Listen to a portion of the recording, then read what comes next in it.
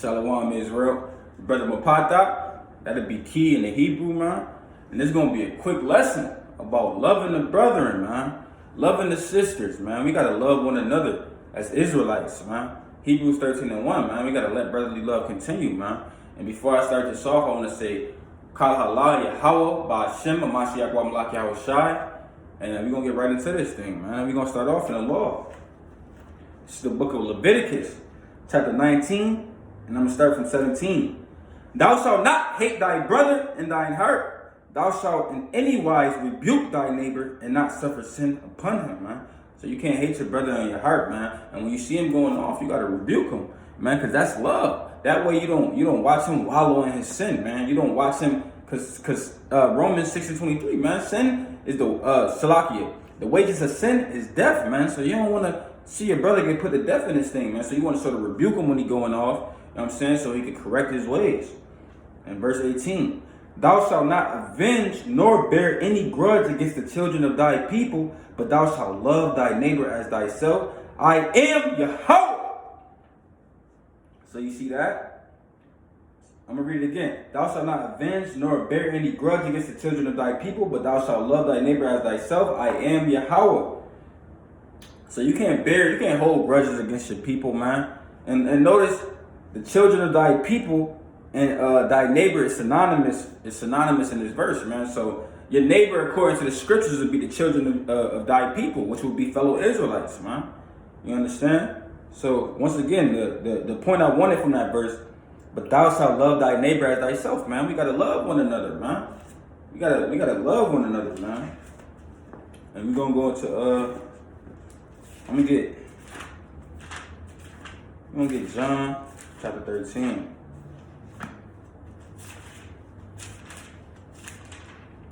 This is the book of John. St. John chapter 13, verse 34. A new commandment I give unto you, that ye love one another, as I have loved you, that ye also love one another. So this is red letter. This is Yahweh speaking, man. He said we gotta love one another as he also loved us, man. You know what I'm saying? And by this all men, this is verse 35, by this shall all men know that ye are my disciples, if ye have love one to another, man. So that's how all men, man, they'll know that we the disciples of Yahweh Shai, man, by us loving one another, man. We gotta love one another in this thing, man. That's important. And Salaki. Go to the book of 1 John. 1 John. Probably gonna go on 1 John 5. 1 John 5.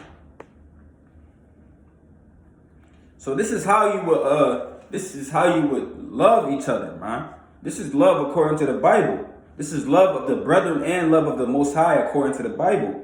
This is 1 John chapter 5 and verse 2. By this we know that we love the children of God. The children of God would be fellow Israelites. That's in this truth, man. That believe in the Most High, man.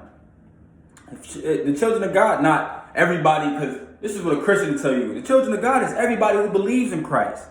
That's off, man. The children of God is the children of Israel, man. The children of Israel that believe in the Most High, man.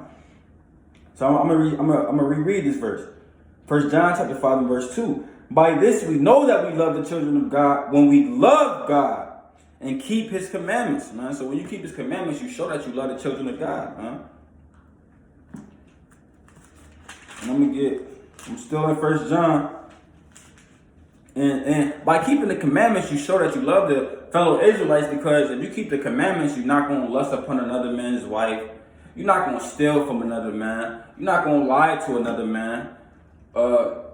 You're not going, I'm saying, when you keep the law, it goes hand in hand with loving one another, you know what I'm saying? Because keeping the law shows that you love one another by the ways I just explained, and I can go on, but I'm not, man. Y'all should understand, man. And this is 1 John chapter 3 and verse 11. For this is the message that you heard from the beginning, that we should love one another, man. So this is the message that we heard from the beginning, that we should love one another, man. That's what this thing all about, man. It's about, we gotta love one another, man. Slaki. I'm gonna get 1 Peter chapter 1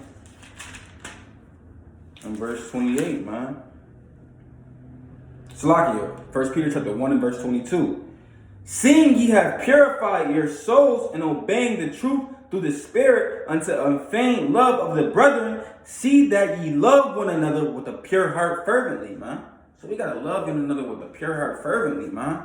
Like, we gotta diligently love one another, man. You know what I'm saying? With a pure heart, man.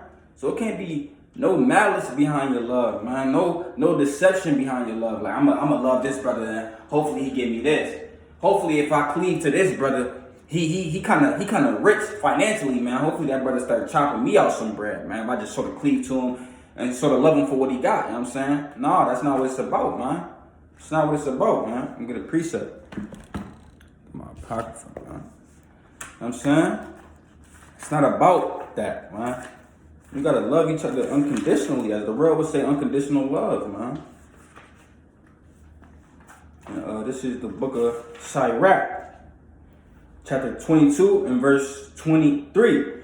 Be faithful to thy neighbor. And as I told you and showed you in Leviticus, your neighbor will be the children of thy people. In his poverty, that thou mayest rejoice in his prosperity. So you be faithful to a brother in his poverty, man. So you're not just faithful to a brother because he rich in spirit, or he rich financially, or he got this and he got that, man. You faithful to that brother in his poverty, man, when he down in his lowest estate, man. Be faithful to thy neighbor in his poverty, that thou mayest rejoice in his prosperity. You see that? So when he down and you still showing that unconditional love to him, you still loving him without deceit, man. You just really love that brother, man. You love that brother according to how the scriptures tell you to love a brother, man. Now, in his prosperity, when he rise up, man, he gonna remember you, man. He gonna remember, like, this brother never left my side, man. This brother always looked out for me, man. Even when I was sleeping outside on the concrete, man. You know what I'm saying? Even when I was gathering up rocks together for a pillow, man, and I was sleeping outside, this brother was always there with me, man. This brother always came out, you know what I'm saying, and laid down with me. The brother laid down with me, man. I was laying on the concrete. The brother had a whole crib. Salaki, that don't even make sense, because why you ain't just invited me to your crib? But I get what I'm saying, man. And that thou mayest rejoice in his prosperity. Abide steadfast unto him in the time of his trouble, that thou mayest be here with him in his heritage. So that's going into the same thing, man. When he inherit blessings, man, when he inherit good things, man, you'll be there with him. For a mean estate is not always to be contemned. So a mean estate would mean like when a brother is low in the spirit, or the brother just in a low estate, man. When he in a bad time in his life, man. That's not always to be content, man. Nor the rich that is foolish to be had in admiration. So just because a brother is rich, the brother could be foolish as hell, man. The brother could be wicked as hell. The brother could just be going off. But you see that he rich, man. You see that he got a little paper, or he doing good, and or as the world would call good, he's sort of financially good. You sort of admiring him, like, look at this brother, man.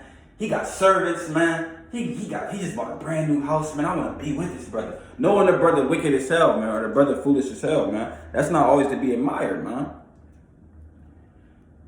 And I'm going to jump to verse 25. I will not be ashamed to defend a friend, neither will I hide myself from him, man. You see that? So you can't be ashamed to defend a friend, or don't hide yourself from your friend when he in his lowest state, man. You see that? Get a precept.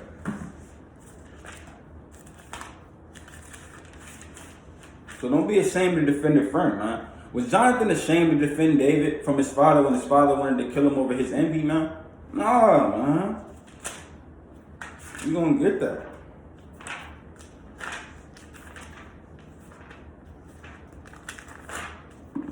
Salakia. I'm gonna show you what Jonathan did for David, man. Jonathan wasn't ashamed to defend David, man. Jonathan almost got killed by his own father for trying to stand up for David, man. You know what I'm saying? This is the book of 1 Samuel, chapter 19, and verse 1. And Saul spake to Jonathan, his son, and to all his servants that they should kill David. So Saul told Jonathan, like, and his servants, like, man, I better kill David when y'all see him, man. Get him out of here, man. Reading on. But Jonathan Saul's son delighted much in David. And Jonathan told David, saying, Saul, my father seeketh to kill thee. So once John heard these words, he warned David, man. Like, yo, my father seeketh to kill thee, man. Reading on. Now therefore, I pray thee, take heed to thyself until the morning, and abide in a secret place, and hide thyself. So he wasn't ashamed to defend David, man. He told him, like, yo, man, I recommend you hide yourself, man. I pray that you hide yourself, man. Verse 3, and I will go out and stand beside my father in the field where thou art, and I will continue, Salakia, I will commune with my father of thee and what I see, that I will tell thee. Verse 4, and Jonathan spake good of David unto Saul his father, and said unto him, let not the king sin against his servant, against David. So he told him, like, man, don't sin against David, man. Don't do that, man. This is what Jonathan telling his father, man. He not ashamed to defend David, man. Because he hath not sinned against thee, and because his works have been to thee were very good. You see that? So he defending David, man. He told him, like, man, David didn't sin against you, Pops. He like, and his works towards you have been very good, man. Verse 5. For he did put his life in his hand and slew the Philistines. So Jonathan he kind of just going on, man. He kind of just going on with it, man. He really trying to make sure David don't lose his life, or David don't have to worry about his father sending servants and trying to kill him, man. He going all out to try to help David, man. Where was that? I slew the Philistines. Lord, Salakia.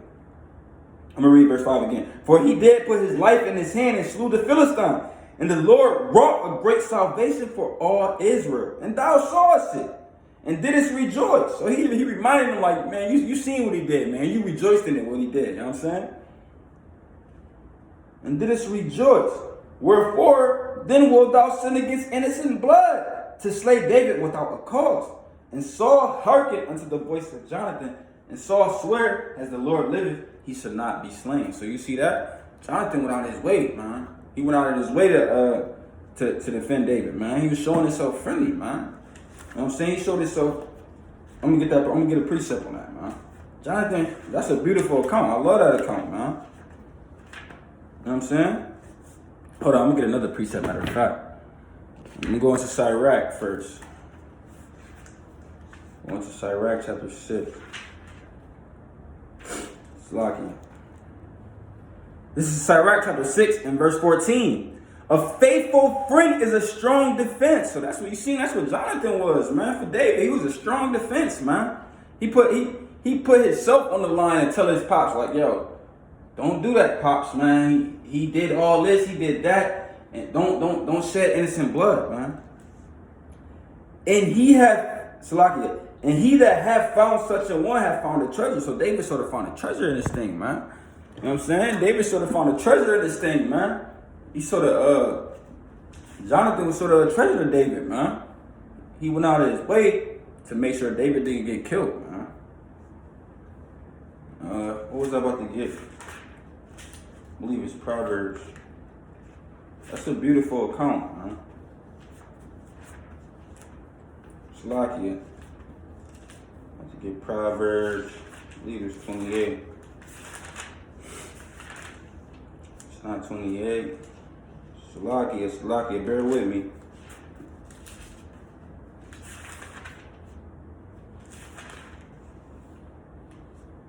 I'm gonna get this. This is Proverbs chapter 17 and verse 17. A friend loveth at all times, and a brother is born for adversity. You see that? So a friend loveth at all times, man. And a brother is born for adversity, man. Salakia. A brother is born for adversity, man. And a friend loveth at all times. And this is what I wanted to get right here. This is Proverbs chapter 18 and verse 24. A man that hath friends must show himself friendly. And there is a friend that sticketh closer than a brother, man. You see that? A man that have a friend, he must show himself friendly. And there's a friend that sticketh closer to a brother, man. So you might have a blood brother in this thing, and y'all don't even really get along too good, man. But you got a friend that's not even your, you know what I'm saying, not even your immediate family, because we, as Israel, we all blood. But you might have a friend that's not even your immediate kinsman, man. And y'all sort of stick closer than a brother, man. he sort of feel like he your brother in this thing, man. Even on the worldly level, you used to have brothers who you be like, man, blood ain't thicker than water. I mean, Salakia. What's that saying again, man? You know what I'm saying? I forgot how it go, man. I forgot how the saying go, but it's basically like, man, damn, I forgot how it go, man, but it's something like blood ain't always closer to you than water or something like that. But it's going into the same thing, man. That's your the family and on a worldly level, your family that you call your blood ain't always closer to you than somebody that you just met in the world, man. You understand? Let's go into the book of Romans. And in fact, we're gonna go into Galatians. Going to the book of Galatians, chapter 6.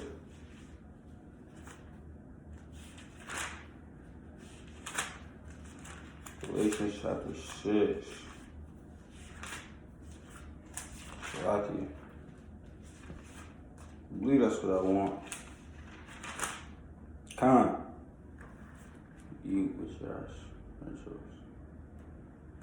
Qam. This is Galatians chapter 6 and verse 1. Brethren, if a man be overtaken in a fault, ye which are spiritual, restore such a one in a spirit of meekness, considering thyself, lest thou also be tempted. So if you know a brother went off, or a brother sort of dealing with something in this world, he's sort of being tempted in this thing, man. Salaki, not in the real, but in this truth, man, he's sort of being tempted, man. He sort of got a spirit on him, man. Fast with that brother, man. Pray for that brother, man. Don't always get on your knees and pray for yourself and be selfish in this thing, man. You gotta pray for your brethren, man. Pray for your sisters in this thing, man. Pray that other people sort of endure through this thing, man. When you pray that you endure, be mindful of other brothers, man. Pray that he endure, man. Pray that she endure, man. And I'm gonna read it again. Brethren, if a man be overtaken in the fault, ye which are spiritual, restore such in one in the spirit of meekness, considering thyself, lest thou also be tempted, man. So if you sort of, oh, brother, you going through that, you going off, brother. You a wicked brother. Brother, you going off, man. You can't deal with that, man. All you gotta do is pray, man. All you gotta do is fast, man. You sort of got that type of spirit on you that I'm better than you spirit, man. The Lord will put that spirit on you damn near sevenfold, man. And the Lord will be like, let's see if you could deal with it, man. He'll put that same temptation on you, man. Let's see if you could deal with it. You know what I'm saying? In verse 2. Bear ye one another's burdens, and so fulfill the law of a Mashiach, man. So you gotta bear your brother's burdens, man. Your brother going through something, you gotta be there with him, man. I'm here with my brother, man. Like it says, man, it's Iraq. A faithful friend is a strong defense, man. You know what I'm saying? So you gotta bear one another's burdens in this thing, man. So if a brother going through something, I'm right there with him, man. Brother, I'll fast with you, brother. Brother, we could go over some scriptures together, brother. Yo, brother, I got some precepts for you, You know what I'm saying? I'm going to get another precept. You can't sort of get proud in this thing, man. I pray all the time that the Lord keep me as humble as possible, as lowly as possible, man. Because wisdom puffs up, man. Brothers started to get, I believe that's, it's in Corinthians, but I don't remember the exact scripture. But man, knowledge puffeth up, man. Knowledge sort of make brothers proud. The more knowledge you get, you sort of puff up. So you got to make sure you remember to pray to the Lord, ask him to keep you humble, no matter how much knowledge you get in this thing, man. What did I want to get? This is the book of Sirach, chapter 6 and verse 16. I'm gonna start from 15. Nothing doeth countervail a faithful friend, and his excellency is invaluable. You see that? In verse 16. A faithful friend is the medicine of life, and they that fear the Lord shall find him, man. So a faithful friend is the medicine of life, man. He can sort of keep you in this thing, man. He gonna keep exhorting you, man. He gonna keep telling you when you're going off, man. He gonna help you, man. He'll be the medicine of life, man. He'll make sure you don't fall out this thing, man. He'll be able to see, like, yo, this brother ain't acting the same, man. Let me see what's good with my brother, man. Send him some precepts, man. That's what it's all about, this word, man. This word gonna heal you, man. Get a precept from him, man. Exodus. Salakia. We're going to go into Hebrews. This is the book of Hebrews, chapter 3. And I'm going to get verse 13. But exhort one another daily, while it is called today, lest any of you be hardened through the deceitfulness of sin. You see, that's what you're supposed to exhort one another daily, man. And that's what a good friend do, man. They exhort you daily, man. So that way you won't be, I'm going to read it again. But exhort one another daily, while it is called today, lest any of you be hardened through the deceitfulness of sin, man. So that way you won't be sort of in the midst of sin. Because what happens a lot, brothers get in sin and they feel like they're not good enough to repent, man. They feel like they're not good enough to do nothing, man. They just feel like, man, I'm in sin, man. They become a servant to sin, man. And that's what that exhortation come and let you know, like, yo, brother, you good, brother. Pray to the Lord, yo, brother. I'll fast with you, brother. I'm here, yo. Check out the precepts. All right, we get the Lord. The Lord is a merciful Lord, man. Our Father is merciful, man. Don't feel like it's over, all right? You know what I'm saying? That's what exhortation do for you, man. Get some precepts.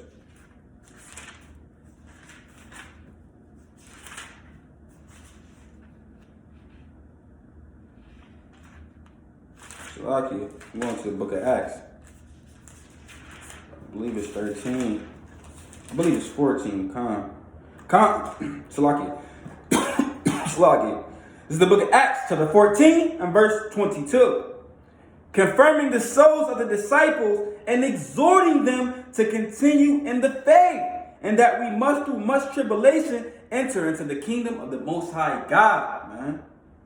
See that? And and this is speaking on, so I'm gonna start from 20.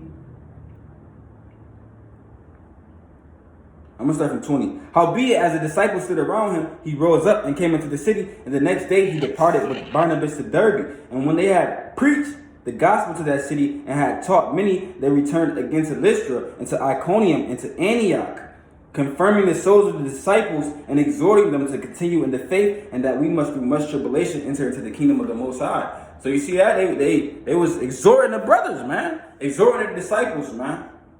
Confirming their souls, man.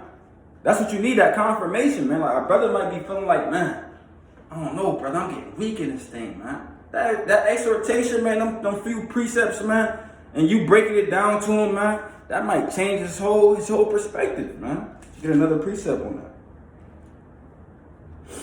Get another precept. 15:32. Qam. This is the book of Acts, chapter 15 and verse 32. Qam. And Judas and Silas, being prophets also themselves, exhorted the brethren with many words and confirmed them, man. So it's the same thing, man. They exhorted the brethren and confirmed it, you know what I'm saying? Confirmed their faith, man. You know what I'm saying? That exhortation, man. You see that? I'm probably going to get a couple more precepts and close out on this thing, man.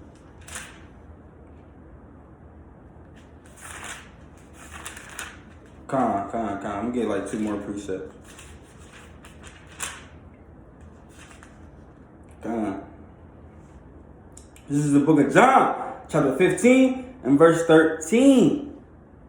Greater love have no man than this, that a man lay down his life for his friends. So this whole thing was about love, man, but greater love have no man than this, that a man lay down his life for his friends, man. So you got to be ready to lay down your life for your friends and this thing like Yahushua did, man.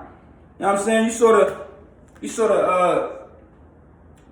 out there on the battlefield, man. You sort of out there on the highways and byways bringing out the word, man.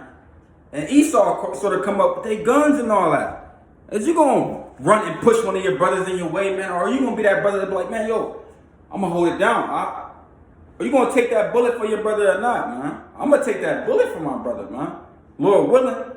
You know what I'm saying? Let me get a precept on that. This is going to be the last precept I'm going to bring out, man. I'm going to bring out 2 more. I'm going to bring out one that I already brought out again, man. I'm going to bring out a couple more, probably. I'm going to get this, though. I said it at the beginning, but I want to read it. I want to read it, man.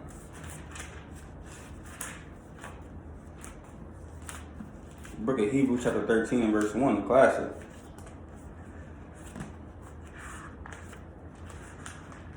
I love this precept right here, man. This is the book of Hebrews chapter 13 and verse 1. Let brotherly love continue. And that's plain upon tables, man. We got to let brotherly love continue, man. We got to let it continue forever, man. And that's the whole scripture, man. That precept beautiful, man. I'm going to read it again. Let brotherly love continue, man. I'm going to the book of Romans. I was going to end it, man, but, man, some precepts came to my mind, man. This is Romans chapter 12 and verse 10. Be kindly affectionate one to another with the brotherly love and honor, preferring one another, man. So we got to be kindly affectionate to one another, man, with brotherly love, man. As it said in Proverbs, man. I believe it's 18, and I believe it's Proverbs 18, man. Show yourself friendly, man. And I should have started. I'm going to go to verse 9, man. Let love be without dissimulation. So that's without deception, man. Without motives, like I was going into earlier, man. Don't love a brother for what he got or what he could do for you, man. Abhor that which is evil, cleave to that which is good. And read verse 10 again. Be kindly affectionate one to another with brotherly love and honor, preferring one another, man. You see that? Lucky, man. All these precepts come into my head, man. We get 1 Peter. I went to 1 Peter real quick, man. This is the book of 1 Peter, chapter 2, and verse. Right, man. Salaki, this is not what I wanted. Oh, Qam. This 2 Peter, that's why. 1 Peter chapter 2 and verse. Salaki.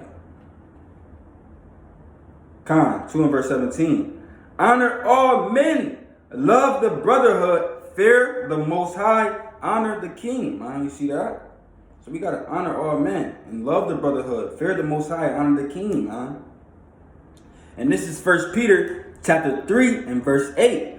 Finally, be ye all of one mind, having compassion one of another, love as brethren. Be pitiful and be courteous, man. So we got to have compassion to one another, man. We got to all be of one mind in this thing, man. We can't sort of be having little petty disagreements, man. Petty arguments, man. That's why you're supposed to talk with your brothers, man. And talk those things out, man, because we got to all be in one mind in this thing. And, let me see. I already got that. Yeah, I'm gonna get a few more precepts. I'm gonna get a few more precepts. Let me go to 1 John chapter 3 and verse 16. Hereby